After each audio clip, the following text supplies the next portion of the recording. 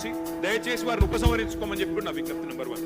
రెండవది సార్, వారు ఉప ముఖ్యమంత్రిగా పనిచేసిన పెద్దలు, దాదాపు 15 ఏళ్లు మంత్రిగా పనిచేసిన సీనియర్ నాయకులు, గౌరవనీయులు పెద్దలు కడియం శ్రీహరి గారి పట్ల వ్యాఖ్యలు దాన్ని దయచేసి తొలగించాలని రికార్డు నుంచి నెంబర్ 1 సార్.